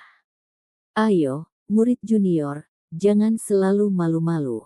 Berada di dalam Kam Jenius sepanjang waktu tidak akan memungkinkan Anda untuk menghadapi kultivasi yang pahit, dan yang terbaik adalah jika Anda sering bertukar gerakan dengan orang lain, teriak Zhou Yuhao, dan sepertinya dia adalah murid senior yang baik. Ketika dia mengangkat murid juniornya, para penonton tidak dapat menemukan sedikit pun niat jahat. Hanya hati King Feng yang gemetar, dan tulang di lengannya hampir patah. Setelah terbawa kekuatan seperti itu, dia benar-benar tidak ingin menantang siapapun di sini. Ini karena lukanya benar-benar tidak ringan, dan orang yang mencengkeramnya adalah orang yang sama sekali berbeda dari dalam Kam Jenius. Lupakan, jangan ganggu King Feng lagi. Karena tubuhnya tidak sehat, maka dia tidak perlu berperang. Di dalam Kam Jenius, seseorang mengerutkan kening saat mereka berbicara. Yu Feng berbaju putih menganggukkan kepalanya, dan berkata, lepaskan. Ini karena jika King Feng dikalahkan oleh murid biasa, maka mereka juga akan kehilangan muka. Zhou Yuhao mendengar apa yang dikatakan, dan dia tersenyum. Karena sudah seperti ini, maka izinkan Kam Genius kita untuk mendemonstrasikan beberapa seni bela diri. Kami akan menunjukkan kepada semua orang beberapa penggunaan simbol yang cerdas. Petik 2. Iya. Murid baru itu menjawab, dan mereka langsung bersukacita. Murid junior King Feng, mari kita berpasangan dan mendemonstrasikan beberapa penggunaan simbol terhadap murid junior ini. Zhou Yuhao dengan tulus mengundang. Dalam mata King Feng tampak sedikit ketakutan, dan dia mulai mundur ke belakang. Jangan khawatir, tidak perlu malu. Kami hanya berlatih seni bela diri, dan ini tidak seperti pertempuran hidup dan mati yang menentukan. Zhou Yuhao berjalan maju, dan sudah mulai bertindak. King Feng menguatkan dirinya karena dia tidak punya pilihan selain bertarung. Jika tidak, luka-lukanya hanya akan semakin parah. Rekan murid junior, mohon perhatikan baik-baik. Ini adalah penggunaan simbol naga air, dan hanya dengan ayunan sederhana, seseorang bisa memancarkan kekuatan tersembunyi yang kuat dan membuat lawan terbang. Petik 2. Zhou Yuhao tampak sangat fokus, dan tangan kanannya membentuk lintasan yang elegan. Seolah-olah seekor naga air menggerakkan ekornya, dan dalam sekejap, itu memancarkan simbol dalam jumlah yang tak terbatas saat menghantam lokasi King Feng. Meskipun King Feng melakukan yang terbaik untuk menghindarinya, pencapaian lawannya dalam simbol melampaui dirinya terlalu banyak. Dengan lambaian telapak tangan Zhou Yuhao, seekor naga air memancarkan cahaya, dan benar-benar muncul. Ini segera melesat ke arah King Feng. Peng! King Feng terbang secara horizontal, dan jatuh dengan keras ke lantai. Tulang dadanya menempel di lantai sedingin es, dan rasanya seolah-olah dia terbelah saat 5 visceras dan 6 ususnya sakit karena rasa sakit yang tajam. Baru setelah sekian lama dia berdiri lagi, dan dia tahu bahwa dia menderita beberapa luka serius. Dia ingin memuntahkan darah, tetapi dia tidak bisa. Jelas bahwa teknik pihak lawan membuat semua orang tidak bisa berkata-kata. Mereka tidak bisa melihat apapun. Setelah waktu yang lama, King Feng berdiri dengan susah payah, dan merasa seolah-olah seluruh tubuhnya terbelah. Murid junior King Feng, tidak ada yang salah, kan? Zhou Yuhao tercengang saat dia berbicara, dan kemudian dia dengan cepat berlari. Dia mendukung King Feng, dan menggelengkan kepalanya saat dia berkata, "Murid junior, bukan karena aku memarahimu, tapi tubuhmu benar-benar terlalu lemah. Untuk ingin tetap berada di Kam Genius, Anda benar-benar harus bekerja lebih keras." Petik 2. Dia tampak seperti murid senior yang baik, dan memberi kesan yang baik kepada orang-orang di sekitarnya. King Feng akhirnya bisa berdiri, dan amarah membara di matanya. Namun, sulit baginya untuk mengambil tindakan, dan dia hanya bisa mengepalkan tinjunya dengan erat. Dia mengepalkannya begitu keras hingga kukunya memutih. "Ayo, saya akan membantu Anda mengedarkan esensi darah Anda, dan kemudian kita dapat menunjukkan penggunaan simbol lain kepada murid-murid junior ini," Zhou Yuhao berbicara dengan keras. Dia meraih lengan King Feng, dan dengan ganas menggunakan kekuatannya. Detik itu membuat esensi darah King Feng berguling-guling. Itu sangat tidak nyaman, dan sekali lagi menimbulkan luka padanya. "Baiklah, mari kita tunjukkan penggunaan simbol lainnya." Zhou Yuhao memiliki senyum di wajahnya. Hong! King Feng sekali lagi terbang keluar, dan menabrak sepetak pohon. Dia merasa luka-lukanya semakin parah, dan bahkan sulit untuk bergerak sedikit pun. "Ai, murid junior, ini tidak akan berhasil. Anda harus bekerja lebih keras, atau akan sulit bagi Anda untuk tetap berada di Kam Genius. Jika ada sesuatu yang tidak Anda mengerti saat berkultivasi, Anda dapat menemukan saya." Zhou Yuhao menggelengkan kepalanya, dan mengangkatnya. Di kejauhan, Pupil si kecil berkedip dengan pancaran cahaya ilahi, dan gigi taringnya mulai membuat suara gerindra. Tampaknya ketika Zhou Yuhao mengangkat King Feng, dia sekali lagi menggunakan kekuatannya untuk melukai King Feng, dan itu benar-benar ganas dan tercela. Baiklah, kita akan mengakhirinya di sini. Seseorang dari Camp Genius tidak bisa menonton ini lebih lama lagi, dan membuka mulutnya. Teman-teman siswa junior, jika kamu memiliki sesuatu yang tidak kamu mengerti, kamu bisa bertanya kepada kami, kata seorang jenius dengan cara ini. Baik, 3.000 murid segera bergegas maju, dan mulai mengajukan semua jenis pertanyaan. Di sekitar Yu Feng yang berpakaian putih adalah tempat sebagian besar orang berkumpul, dan sekelompok besar wanita muda mengelilinginya. Mereka mengobrol terus-menerus, dan ingin meminta bimbingannya. Yang lainnya juga dikelilingi dengan padat oleh orang-orang, dan daerah itu penuh sesak. Banyak dari para jenius sedang dikelilingi, termasuk pemuda berjubah perak Xiao Tian. 3.000 murid menanyakan setiap jenis pertanyaan yang mungkin. Mereka meminta nasihat tentang kultivasi dan meminta rahasia di dalam paviliun pemeliharaan surga. Rumor mengatakan bahwa Si Yi juga datang, begitu pula Putri Kaisar. Ada total 10 jenius khusus yang memasuki paviliun perbaikan surga, jadi mengapa mereka belum muncul? Petik 2. Grup ini sangat spesial, dan bahkan memiliki pewaris keturunan archaik. Sangat jarang bagi orang biasa untuk bertemu dengan salah satu dari orang-orang ini, dan mereka dibawa pergi oleh orang tua. Petik 2. Daerah ini ramai dengan kebisingan, dan semua orang jenius dikelilingi saat mereka menjawab dengan sabar.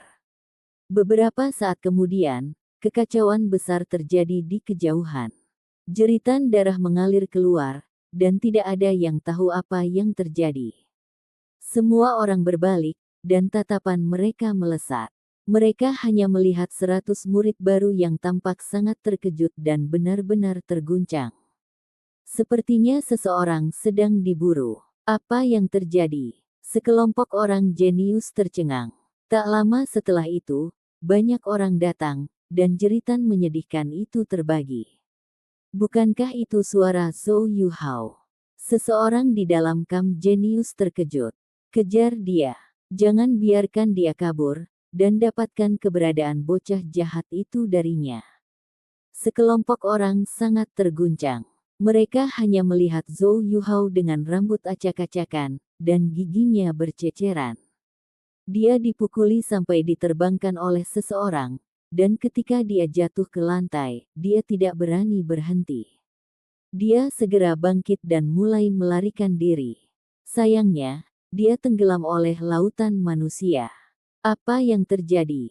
Camp Genius tercengang. Cari tahu di mana keberadaan bocah jahat itu. Si kecil membenamkan dirinya dalam kelompok orang itu dan berteriak keras. Itu Zhou Yuhao. Hubungan apa yang dia miliki dengan bocah iblis itu?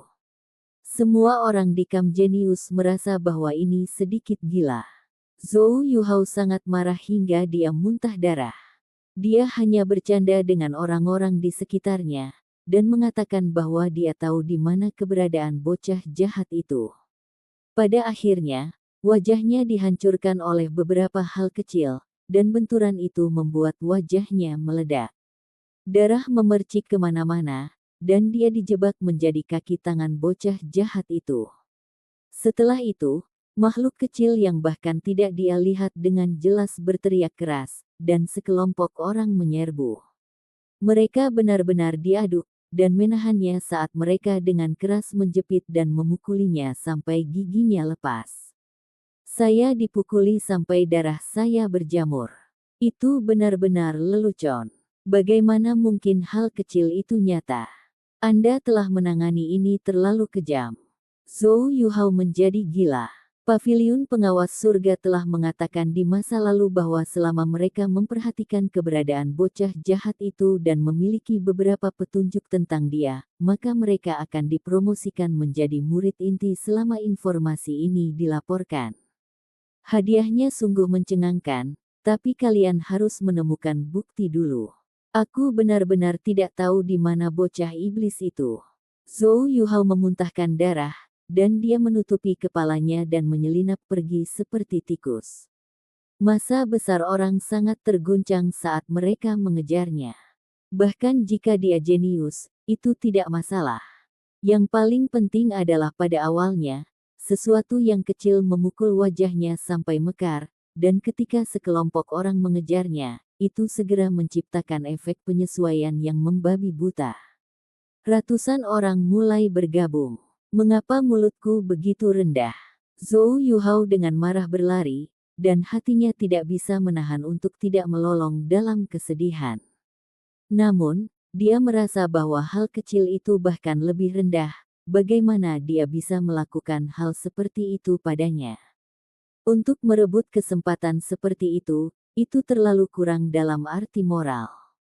Apa-apaan ini? Ini juga bisa ditafsirkan secara harfiah dan menjadi individu bertanduk yang luar biasa. Episode ke-109, dengan judul Konflik Berdarah. Langsung ke dalam alurnya, Zhou Yuhao berteriak dengan sedih, dan sudut mulutnya berlumuran darah. Ekspresinya benar-benar pucat, dan dia berlari untuk hidupnya. Dengan begitu banyak serangan yang datang padanya, semua jenis simbol dikemas dengan padat saat mereka berkilau dengan cahaya. Setiap orang menindas dan memukulinya. Orang jenius masih manusia, dan saat dia berhadapan dengan ratusan pemuda terkuat dari suku besar, dia tidak bisa membela diri sama sekali. Darah mengalir dari mulut dan hidungnya, dan rambutnya yang acak-acakan berkibar. Itu adalah pemandangan yang tragis. Biasanya, dia adalah kuda yang mulia dan liar. Dia secara alami berbakat, dan bahkan tidak akan peduli dengan murid-murid biasa ini. Meskipun dia tidak akan mengucapkan kata-kata penghinaan, dia selalu membencinya di dalam hatinya. Namun sekarang, dia dipukuli dengan kejam. 100 atau lebih pemuda yang berasal dari suku besar semuanya berteriak, dan mereka membentuk banjir besar saat mereka menenggelamkan semuanya. Zhou Yuhao dengan keras berteriak, "Saya benar-benar tidak tahu. Saya tidak ada hubungannya dengan dia." Petik 2.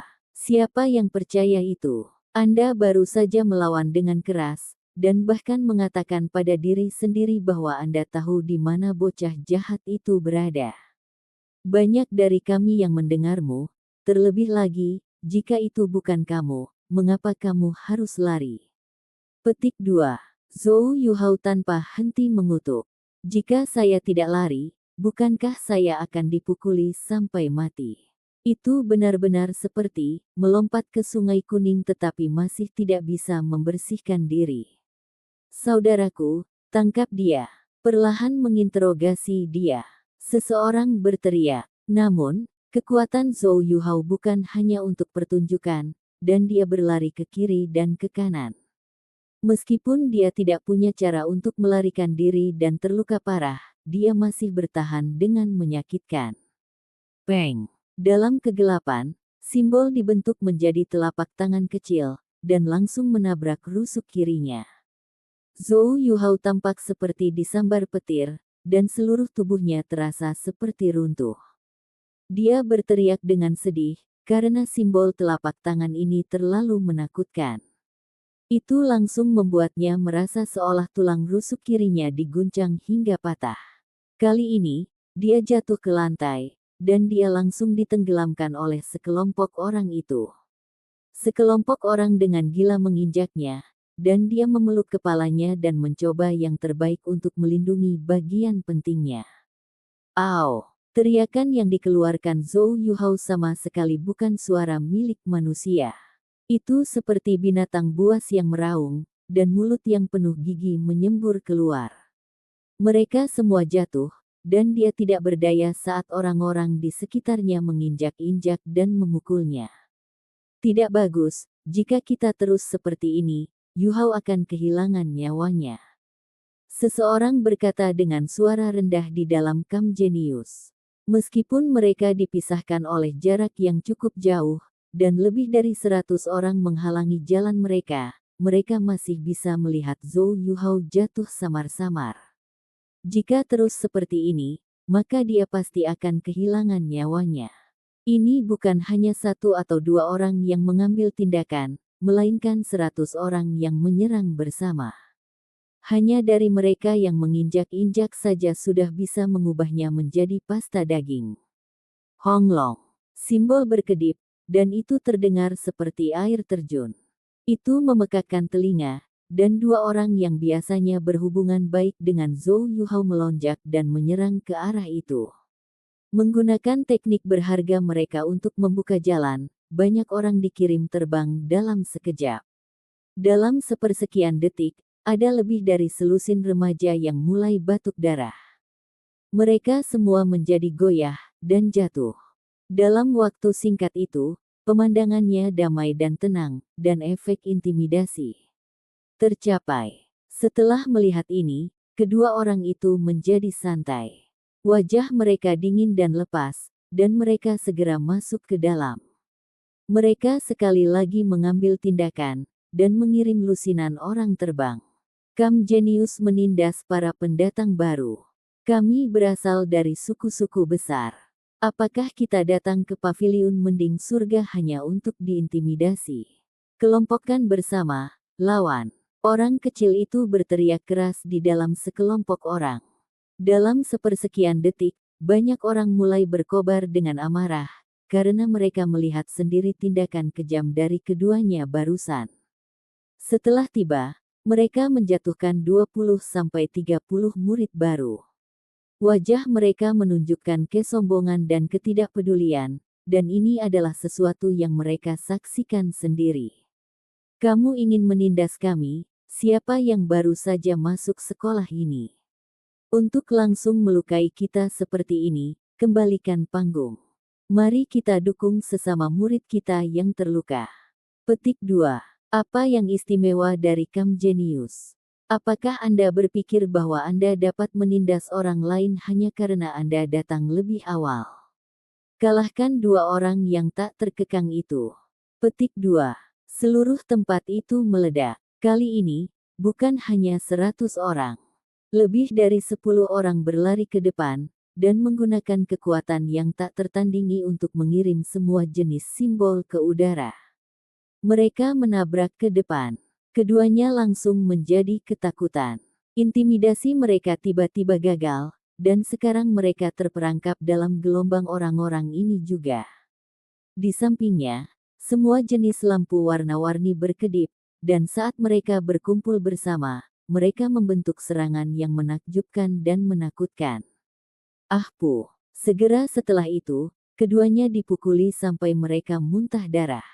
Peng, peng. Dalam sepersekian detik, dua telapak tangan misterius yang terbentuk dari simbol muncul, dan langsung menabrak tubuh mereka. Lebih dari 10 tulang mereka langsung patah, dan kemampuan bertarung kedua individu itu menurun drastis, mereka ditenggelamkan oleh kerumunan. Si kecil telah menyelesaikan tugasnya, dan sekarang mundur. Orang yang pertama kali berteriak secara alami adalah dia, dan orang yang melempar tinju lebih dulu secara alami adalah dia juga. Orang yang menyebabkan cedera serius pada momen genting juga, tentu saja, adalah dia. Sekarang kelompok Zhou Yuhao yang terdiri dari 3 orang tenggelam dalam banjir, dia dengan cepat mundur. Dia merasa agak puas, dan dia melakukan masalah ini dengan sangat baik. Kalian bertiga harus berdoa agar keberuntungan terjadi. Au! Ketiganya dipukuli sampai mereka meratap seperti hantu dan melolong seperti serigala, dan bahkan ketika mereka berlutut dan memohon pengampunan, itu tidak berguna. Anggota Kam Genius mengerutkan kening. Jika ini terus berlanjut, pasti akan menimbulkan masalah besar. Jika ketiga individu ini tidak lumpuh, maka mereka akan mati. Semua dari mereka menonton ini, dan salah satu dari mereka sudah pergi untuk mencari sesepuh, sementara beberapa lainnya berjalan maju dan mengambil tindakan bersama. Mereka ingin menyelamatkan orang-orang itu. Kaum jenius benar-benar pengganggu. Baru saja mereka rendah hati dan menunjukkan kesopanan mereka, tetapi sekarang, sepertinya itu semua hanya berpura-pura. Itu semua hanya akting, dan mereka sekarang memperlihatkan taring mereka dan memulai perang melawan kita. Petik 2. Sebuah suara keras berteriak, dan seluruh area ini dipenuhi dengan suara berisik. 3.000 murid baru semuanya menyerbu ke daerah ini. Simbol segera jatuh seperti hujan, dan mengirim beberapa jenius terbang. Orang kecil itu tertegun. Dia hanya mendorong mereka sedikit, dan tidak pernah berpikir bahwa hal-hal akan meledak seperti ini. Seperti gumpalan asap, dia melarikan diri. Perkemahan jenius juga marah pada saat ini, dan banyak dari mereka mulai memancarkan cahaya dari tubuh mereka. Mereka sedang mempersiapkan teknik berharga mereka yang kuat untuk menyapu murid-murid baru ini, membiarkan mereka memahami siapa sebenarnya jenius. Yu Feng mengerutkan kening. Jika mereka melawan balik seperti ini, maka itu mungkin akan menimbulkan konflik skala besar. Pada saat itu, tidak jelas lagi siapa sebenarnya yang akan kalah. Meskipun dia ingin menghentikan mereka, dia tahu itu tidak berguna. Hong Long. Simbol berkobar dari kedua sisi, dan meletus seperti badai. Itu secara langsung menyebabkan ruang di sekitar mereka meledak, membentuk gelombang cahaya yang kuat yang mengandung kekuatan yang cukup untuk meruntuhkan beberapa puncak gunung. Tetaplah tanganmu. Teriakan keras terdengar, dan labu botol muncul di udara. Itu adalah kuning berkilau, dan memancarkan sinar cahaya. Segera setelah itu, ia mulai menyedot semuanya seperti ikan paus, dan menghapus semua simbol di sekitarnya. Itu benar-benar menelan cahaya yang berkobar yang bisa meruntuhkan puncak gunung, dan semuanya memasuki labu itu. Semua orang terkejut, dan mereka merasakan aura yang menakutkan. Hanya ada satu simbol di labu itu, dan itu berkedip tanpa henti. Seolah-olah itu membelah langit dan bumi, dan mengguncang semua hati mereka. Tersembunyi di dalam tak terduga aura kekacauan utama. Akhirnya, labu berkulit emas itu mengecil, dan simbolnya menghilang. Itu mulai berputar sampai menjadi seukuran telapak tangan, dan jatuh ke tangan seorang tetua, justru tetua yang sebelumnya duduk di depan gerbang gunung. Saat ini, dia membawa aura yang bermartabat, dan ekspresinya tidak mengandung sedikit pun senyuman. Dia berteriak dengan sangat serius, setiap orang yang berpartisipasi dalam gangguan ini hari ini akan menghadapi tembok dalam meditasi selama 3 tahun. Pria kecil yang sudah dengan cepat berlari ke kejauhan mengangkat telinganya, dan setelah mendengar kata-kata itu, dia sekali lagi masuk ke kerumunan. Jika dia tiba-tiba keluar dari grup, maka itu akan terlalu aneh, jadi masih lebih baik untuk mengikuti banjir besar. Tatapan penatua itu mengintimidasi, dan itu menyapu semua murid. Dia mendesah dalam hati, merekrut 3.000 murid sekaligus memang menciptakan masalah besar, dan perselisihan internal benar-benar terjadi. Segera setelah itu, beberapa tetua muncul. Mereka semua menyeka keringat dingin mereka, terutama Xiong Fei dan Zhuo Yun. Mereka berteriak di dalam hati mereka, bagaimana bisa riak lain tercipta ketika yang pertama bahkan belum diselesaikan. Setelah merekrut murid-murid baru ini tahun ini, belum ada satupun acara yang berjalan mulus. Mereka mulai menyelidiki apa yang sebenarnya sedang terjadi, dan pada akhirnya, mereka sama sekali tidak punya apa-apa untuk dikatakan. Tidak ada pemicu kekacauan, dan hanya ada beberapa orang yang tidak beruntung. 90% tulang di tulang Zhou Yuhao patah, dan 2 lainnya juga mengalami kerusakan parah. Mereka sudah setengah pincang, dan bahkan jika mereka dirawat hingga sembuh dengan obat, masih perlu waktu beberapa bulan. Banyak orang mengikuti secara membabi buta, dan mereka tidak benar-benar menyebabkan pemberontakan. Mengapa Anda mengaku tahu di mana si kecil itu? Sesepuh Zhou Yun menunjuk ke arah Zhou Yuhao yang terbaring di lantai, dan dia marah dan marah. Dia benar-benar mengunyahnya sampai kata-kata itu membelah kepala Zhou Yuhao dan menutupi wajahnya. Teriakan mereka hanya kurang dari 3 kata, melayani Anda dengan benar. Zhou Yuhao dipenuhi dengan keluhan, dan dia merasa bahwa dia benar-benar memiliki mulut yang rendah. Namun, hal kecil yang tidak bisa dia lihat dengan jelas itu bahkan lebih rendah. Dia terlalu kurang moral, mengapa kamu mengirimkan kepalan tanganmu padaku tanpa alasan sama sekali? Tidak bisakah kamu setidaknya menunggu untuk menyerang setelah kamu selesai bertanya dengan jelas? Di saat yang sama, hatinya masih ragu. Bagaimana mungkin dia, seorang jenius, dipukul di mukanya sampai wajahnya bersemi oleh benda kecil, dan hampir pingsan. Dia bahkan tidak punya cara untuk menghindarinya. Satu-satunya hal adalah, dia terlalu malu untuk menanyakan pertanyaan ini, karena dia takut akan penghinaan. Tidak ada penghasut khusus untuk acara ini, dan tentu saja tidak ada yang harus menghadapi dinding dalam meditasi selama 3 tahun seperti yang diklaim oleh tetua labu berkulit emas. Karena itu, dia langsung pergi. Kalian semua, benar-benar menyebalkan. Tetua Xiong Fei dan Zhou Yun meraung. Hanya setelah beberapa lama mereka akhirnya menarik kembali metode anjing iblis mereka, dan pergi dengan kemarahan yang ekstrim. Krisis berangsur-angsur mereda. Pria kecil itu menatap King Feng yang berada di kejauhan, dan dia membawa senyum di wajahnya. Mulut King Feng benar-benar bulat, dan dia hampir berteriak. Seluruh gangguan ini disebabkan oleh kakak kecil. Ini terlalu menakutkan. Pria dan wanita yang menyerbu semuanya setidaknya berusia 20 tahun. Mereka sudah berada di dalam paviliun perbaikan surga selama lebih dari 8 tahun, dan kekuatan mereka sangat mencengangkan. Mereka bertanggung jawab setelah terjadinya krisis.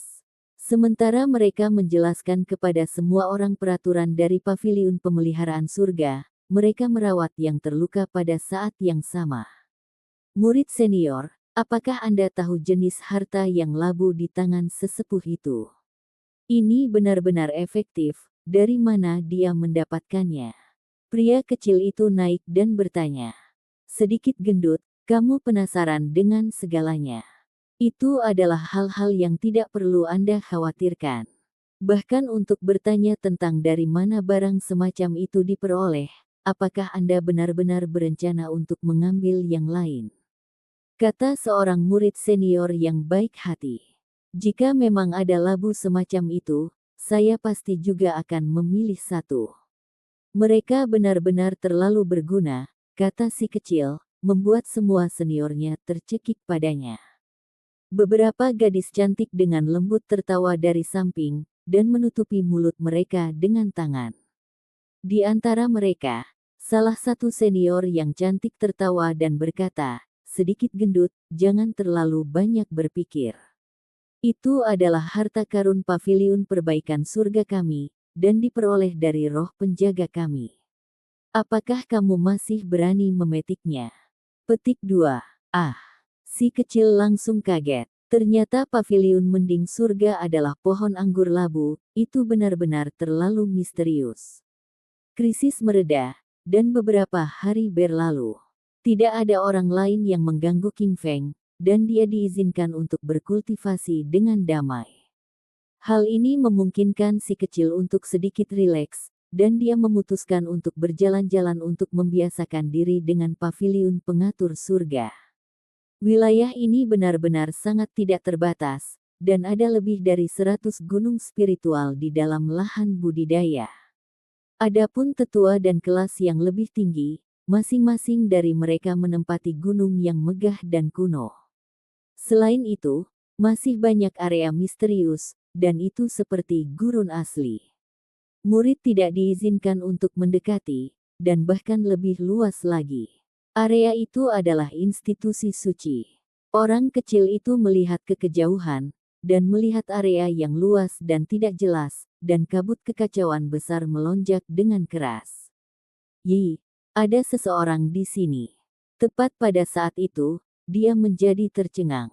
Institusi suci itu diselimuti uap yang menguntungkan, dan bahkan bangunannya pun tidak terlihat. Dia hanya bisa melihat satu jalan, dan jalan itu menuju ke ujung kekacauan utama. Di atas jalan itu adalah seorang pemuda, dan langkahnya tegas dan tegas. Dia berjalan maju selangkah demi selangkah, dan memberi orang jenis perasaan yang tak terlukiskan. Seolah-olah langit dan bumi bercampur menjadi satu, dan digabungkan menjadi satu kesatuan yang utuh saat beresonansi dengan jalan besar itu. Namun, saat dia berjalan di jalan itu, meskipun dia terus maju, jalan itu tampak seolah-olah tidak ada batasnya, dan terus berlanjut tanpa henti. Si kecil berbicara dengan suara lembut. Dia percaya bahwa individu itu pasti si yang kuat, dan dia adalah eksistensi yang mirip dengan dewa. Dia terus berjalan ke depan, dan sepertinya dia sudah berjalan beberapa hari. Namun pada akhirnya, dia masih belum bisa mencapai ujung jalan. Si kecil merenungkan hal ini, karena institusi suci ini memang misterius. Area itu tidak terbatas, dan jika Anda mengambil jalan itu, maka yang ada hanyalah kekacauan utama. Tidak jelas kemana jalan itu menuju, dan terbukti bahwa Si Yi telah berada di jalan ini selama ini. Dia tampak bergerak maju, tetapi dari awal hingga akhir, dia tidak mengambil banyak langkah. Jalan ini benar-benar tidak sederhana. Aku bisa merasakan suara gemuruh dari sini. Saat berjalan di jalan itu, meskipun dia belum memasuki institusi suci kuno, kondisi seperti ini masih akan memberikan keuntungan besar. Petik 2. Si kecil berbicara pada dirinya sendiri, dan setelah merenung sebentar, dia merasa bahwa dia harus bekerja lebih keras. Kalau tidak, dia benar-benar akan diguncang oleh Si Yi. Episode ke-110, dengan judul Roh Penjaga Tanah Suci. Langsung ke dalam alurnya. Bisakah saya benar-benar berjalan di jalan itu menuju kekacauan utama dari lembaga suci kuno? Orang kecil itu bergumam pada dirinya sendiri, lalu dengan cepat menggelengkan kepalanya.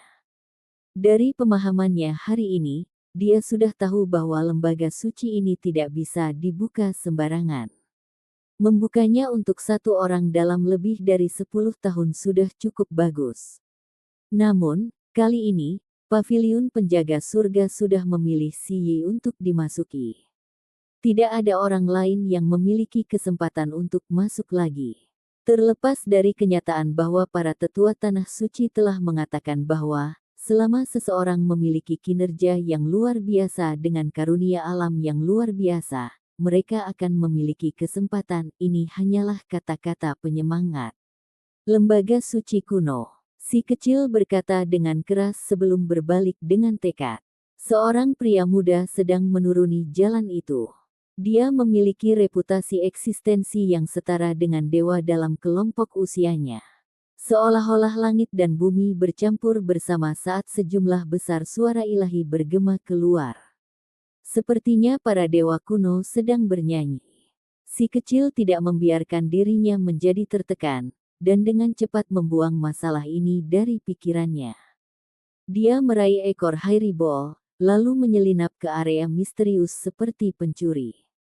Meskipun saat ini jauh di malam hari, pemandangan di sekitarnya terlihat jelas. Ini adalah halaman yang sangat luas dengan semua jenis tumbuhan yang tumbuh. Ada juga aliran kecil yang mengalir di bawah jembatan, begitu pula paviliun di mana-mana. Ada karakteristik tertentu pada bangunan ini, dan semuanya sangat kuno. Jembatan dan paviliun semuanya tampak seolah-olah bisa runtuh setiap saat, karena belum diperbaiki selama ribuan tahun.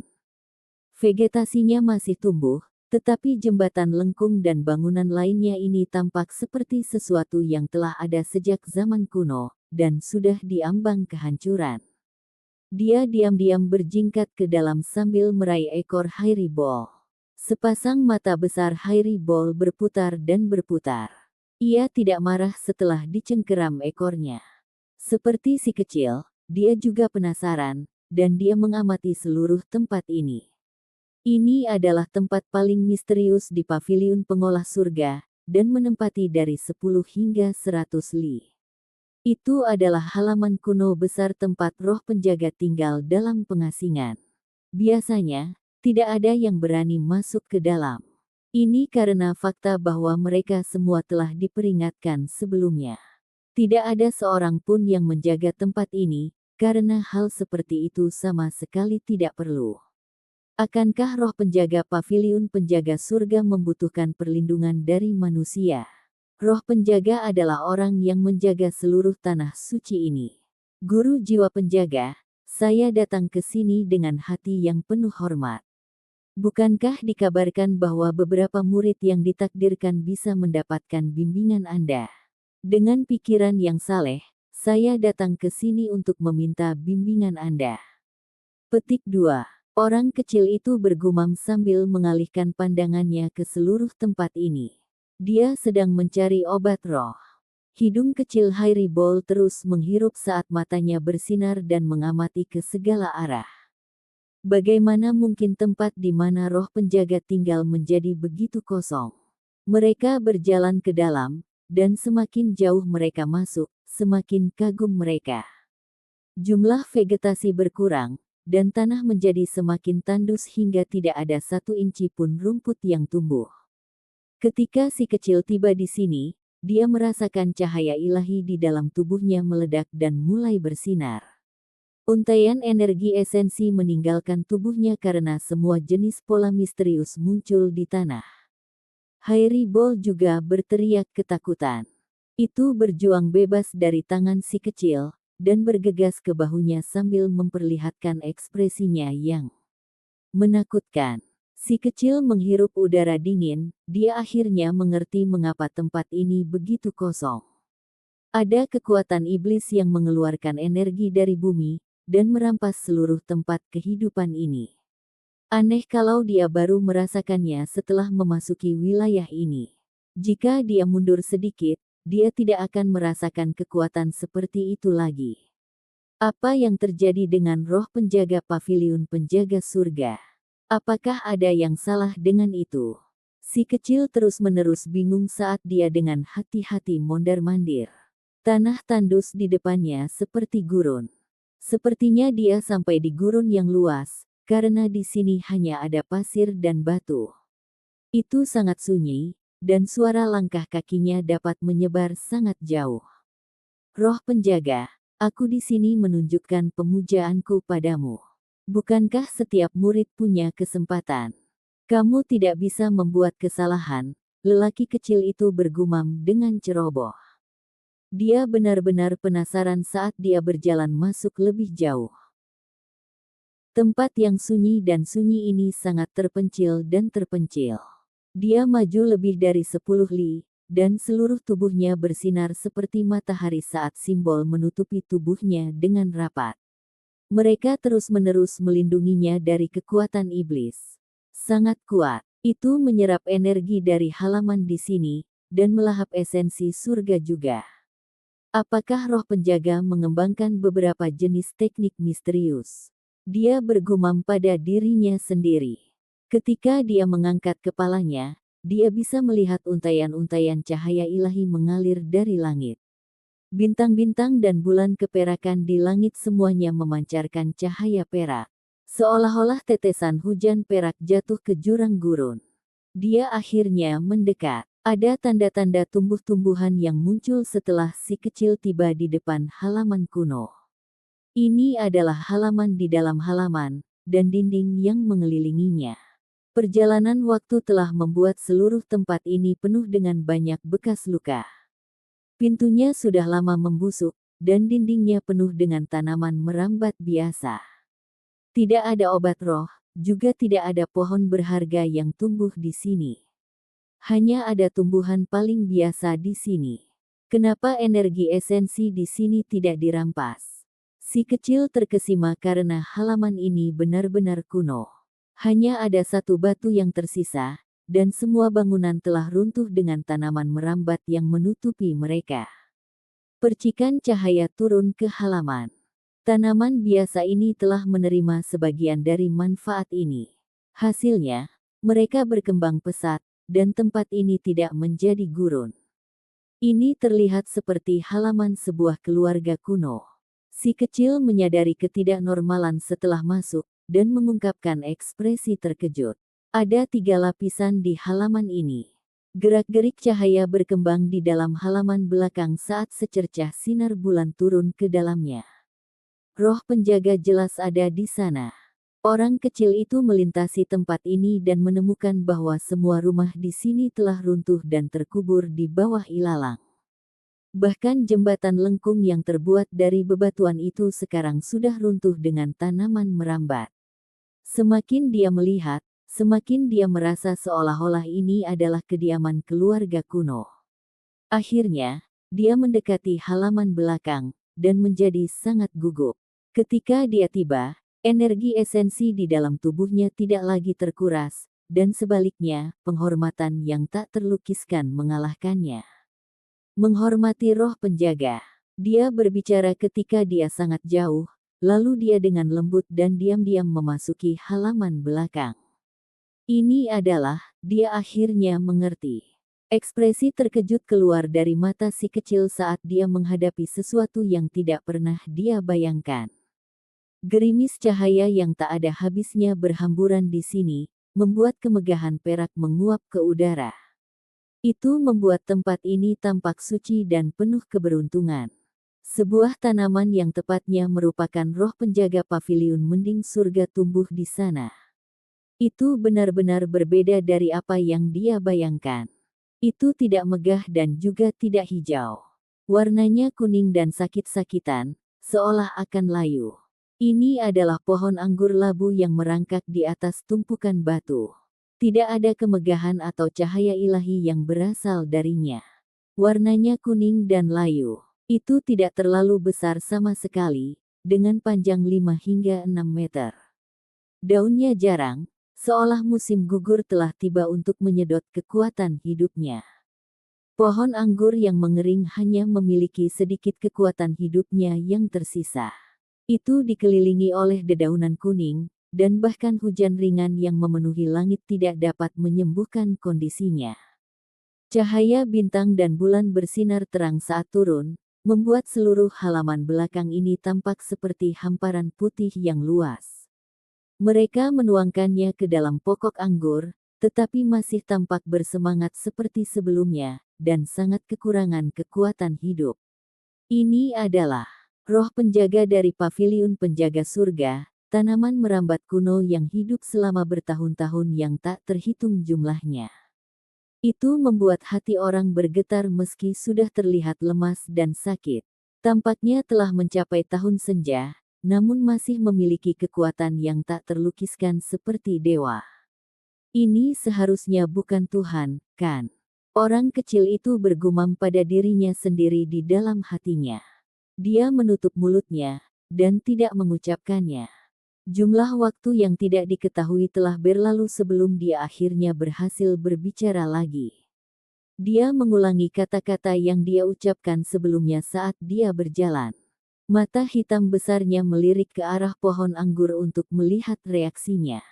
Pohon anggur kuno yang tenang dan tak bersuara sepertinya telah kehilangan kekuatan hidupnya. Yi, ada labu lagi. Di bawah penutup daun kuning menyembunyikan labu hijau lainnya. Ukurannya mirip dengan labu kuning berkilauan yang dimiliki tetua-tua paviliun pengolah surga. Mereka berdua seukuran telapak tangan, tapi warnanya berbeda. Mata besar si kecil menatap bulat sempurna ketika dia menemukan bahwa labu ini sangat ajaib. Semakin dia melihatnya, semakin dia menjadi takut. Sepertinya itu berisi dunia di dalamnya, dan bisa menindasnya kapanpun dia mau. Lebih jauh, aura kekacauan utama yang bertahan di sekitar area itu sepertinya tertahan di dalam labu. Hairibol dengan patuh diletakkan di pundaknya. Jarang melihat makhluk yang tidak berani bergerak 1 inci pun.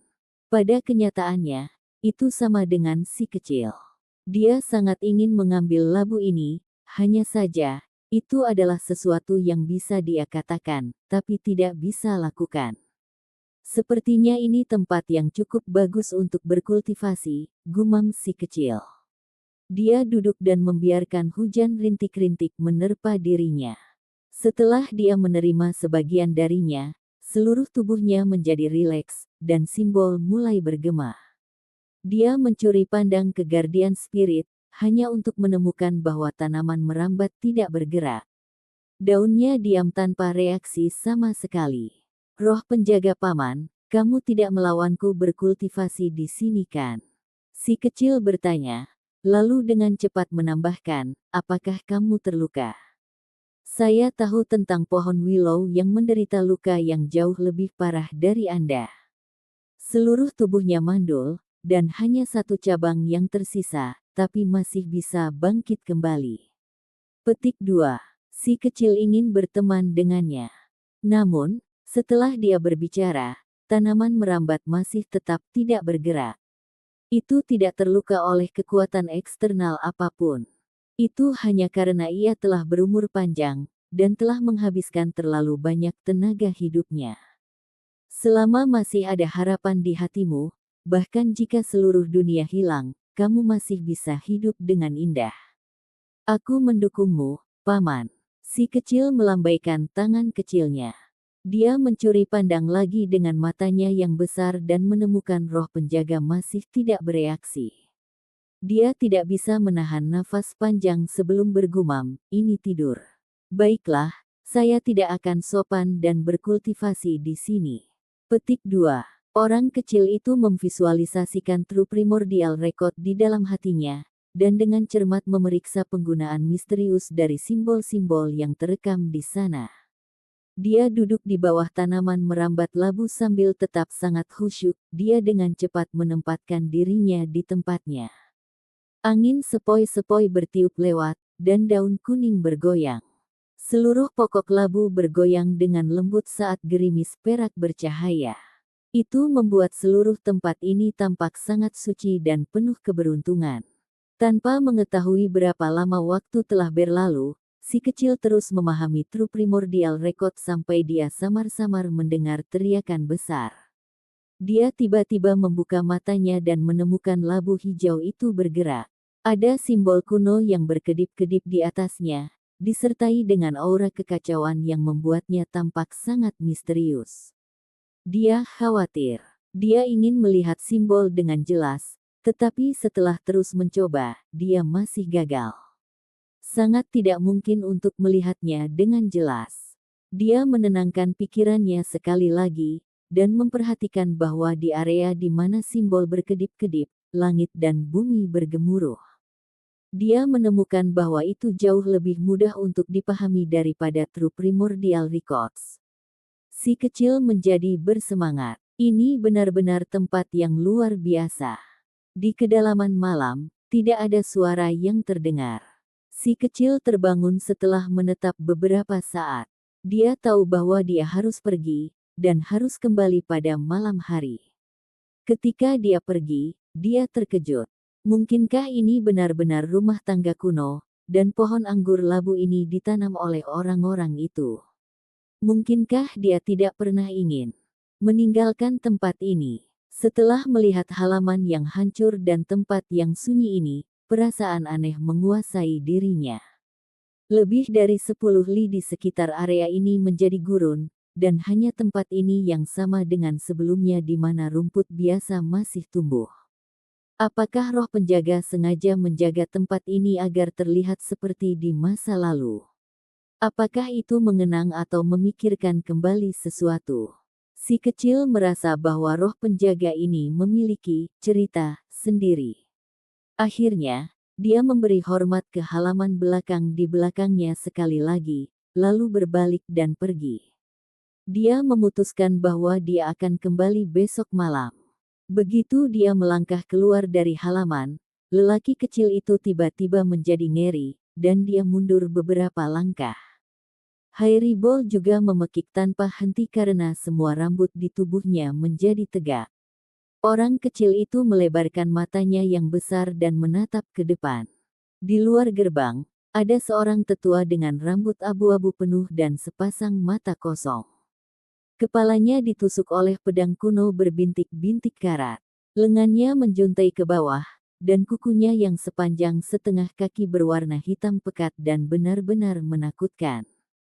Pakaiannya sangat kuno, itu terlihat persis sama dengan gaya di buku kuno, dan membuat rambut orang berdiri. Apakah ini orang kuno?